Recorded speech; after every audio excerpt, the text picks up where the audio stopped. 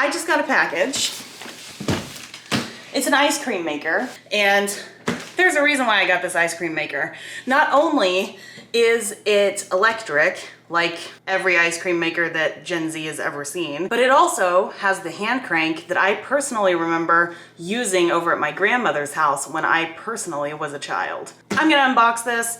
We're gonna see if it works, and who knows? I may even come up with some ice cream recipes in the near future for you all to try. This is the Elite Gourmet 4-quart ice cream maker, and so let's open her up. I'll be back in a second. So this big honkin' piece of machinery is clearly not for the faint-hearted because it's gonna take up a lot of space in my kitchen, so just be aware of that. Instruction manual. This looks like it's probably the hand crank because it's got like a metal top. And here presumably is the electric crank because it has all of those vents so that it doesn't overheat while it's cranking the ice cream.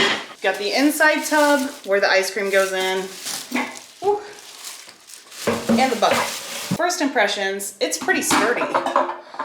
It's made out of real wood, but it is also kind of rough, and I feel like I need to take some sandpaper to it. It's not nearly as heavy once it's out of the box. So like I said, there was a lot of packaging, and I suspect that weighed it down a lot. Of course, it takes ice and salt. So now, of course, I'm going to wash everything just with soap and water so that it is ready to go, and then maybe we will make some ice cream. So this is a weird thing, but you have to fill the bucket 2/3 of the way full with water and then let it sit for 3 hours. This only happens during the first time, but every single time you do have to put the bucket inside the freezer for 2 to 3 hours before you get started making your ice cream so that the inside bucket is actually cold enough to handle making the ice cream. Oh, hello, I'm back.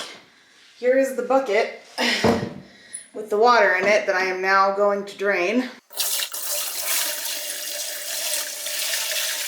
And I'm gonna put this thing together and see if it works properly. And it's really cold actually to the touch, so I'm gonna quickly take it over here. And it goes inside there. This goes around it so that it stays in place as it is moving around. So it's in correctly. Now let's just see if we can slot it in. This locks it into place.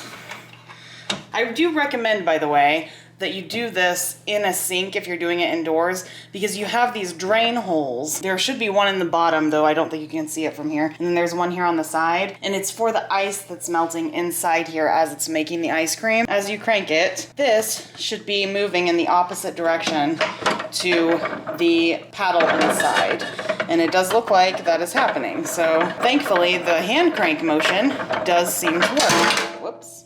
And then this is the electrical component that came with it. It should literally just go on the same exact way.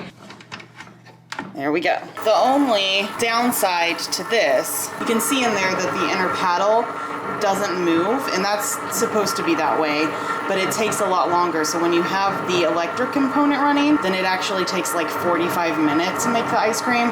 Whereas if you crank it really hard for maybe 20 minutes or so, theoretically you should at least have a soft serve. So now that we verified that the ice cream maker works, stay tuned to the next video where I make something in it and we'll see if it actually works.